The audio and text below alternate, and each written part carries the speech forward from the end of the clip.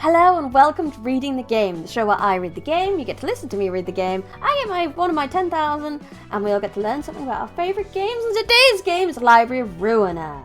We'll be reading about the Gaze Office, which I had to take a moment to remember who they were. It's just how important they were. I believe they went on to one of the warp trains after what happened in, We Don't Talk About It town. And let's see what they have to say. They're a slightly more upgraded version of the Brotherhood of Iron, I believe. So let's see what these not robot people have to say. Move myself over. And let's read. Starting with Bono's page. People are hung up on money. But it's not just because they want to be well off. The formidable tax burden is a big part of why. No matter how humble your job is, you're still obliged to pay your duties if you earn money. It goes for every type of business transaction. Even syndicates are no exception. Anyone living in the city has to pay taxes. If you don't meet the deadline, you'll get a warning. For the first 3 offences, you'll get a notice of warning and no other penalty. But if you don't pay your taxes a 4th time, then you're dead meat. They'll come for you. The Eye will seek out tax evaders by any means, and the person it sends will rip those poor cheats to shreds. I think, as much as this is short and sweet, mentioning taxes in the city is actually low-key kind of important. Because obviously the city's so wild, and we've had so many people be so desperate for money and things that this finally kind of answers why. That even when you're so low down and maybe don't earn as much, you still have to pay your taxes, and taxes are lethal. Nothing is permanent except death and taxes, and the two of them come hand in hand in the city, apparently. Thank you for answering that for us, Bono. Let's go on to Dalek. Who I love her coat. She looks so cozy. She's a little bit strange with all those cameras. I wonder if she can see out of all of those cameras.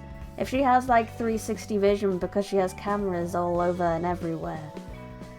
And I like that she still tries to have bows in her hair. Is that like fake hair she's got, or is that just cables for the camera? Who knows? Who knows? The nest is a home where birds brood their eggs. They use their wings devotedly protect their eggs from outside threats. Such is the role of the nests and wings that constitute the city. Do the eggs represent people inhabiting the nest then? Not a chance. These eggs are the treasures that the winds possess. Singularities. Technologies that make money. Featured in countless patents, in its residents are nothing more than the feathers of the wings that serve to protect the eggs. A wing will end up falling when it loses too many of its feathers, but it won't bother to desperately protect all of its feathers, since a feather or two will naturally grow back. They're basically expendables. 26 wings have their own subsets of cultures.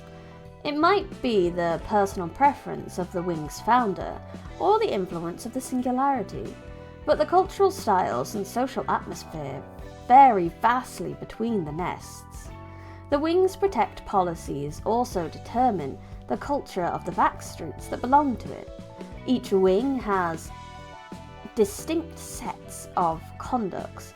Some wings take a relatively cooperative approach to their backstreets, while others thoroughly exploit them. But wings will be wings. Cooperation is just a fancy expression for taking advantage of the backstreets when the wings need them. If you can't afford to enter a wing, you have to live in the backstreets. You're best off settling in the district that suits you well. You'll still need a home and source of income, of course. This is also very interesting. It's obviously we've heard a lot about wings and nests, but Dalek sits here and goes, okay, in the plainest terms we can explain, this is how wings and nests work. And we appreciate you for that, Dalok. We really do. It's obviously nice in a game to be able to put the puzzle pieces together yourself, but it's nice when they give you straight up confirmation too sometimes. As much as it's fun to pick out theories, it's like, okay, this is how it works. Thank you, Dalek. We appreciate you. You and Bono have both explained things in layman's terms that we can understand, and we appreciate you for that. I wonder if Alex got the same thing. Maybe this is the whole point of the Gaze Office's books. It's just like, here is confirmation of things we've hinted at, just so you're definitely aware as we go on in the story. Thank you. So, Alec, what you got for us? Cane Office is a notary public... Cane Office? One second. I just fought those in a recent stream! We're gonna find something more about them.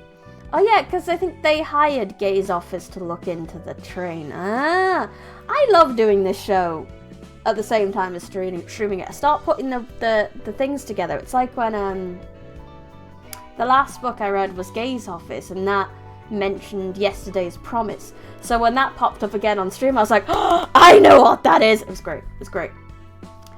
Cane Office is a notary public office that officially administers various matters when a contract is made between two offices.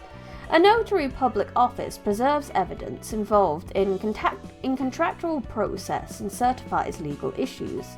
Sometimes the office may play the role of a broker.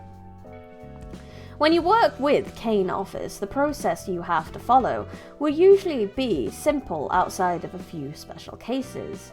All you need to do is make a summary of all the details for the deal you're making and visit the office. And don't forget to take the relevant documents with you. Notary deed of primary note, migration permit for the nest or the back streets of District 00, deed of forward contract, and everything else related to the deal. If you safely finish your business with Cane Office, those documents will become powerful pieces of evidence that will protect you in case a dispute breaks out for whatever reason. We played this Gaze Office bit so long ago, and on stream I do read these as well, so theoretically this isn't the first time I've read this. But I read this so long ago that I forgot that Cane Office had already been mentioned. And that they'd already been mentioned as a contract office, basically. They're like administration, which explains why Nemo is so powerful. Because no one's more powerful than the people who hold the documents, really. Very fascinating. Thank you, Alok, Dalok, and Bono. Very good confirmations on lore here. Very interesting stuff. If you enjoyed this video, I would highly appreciate it if you put a like and subscribe to the channel.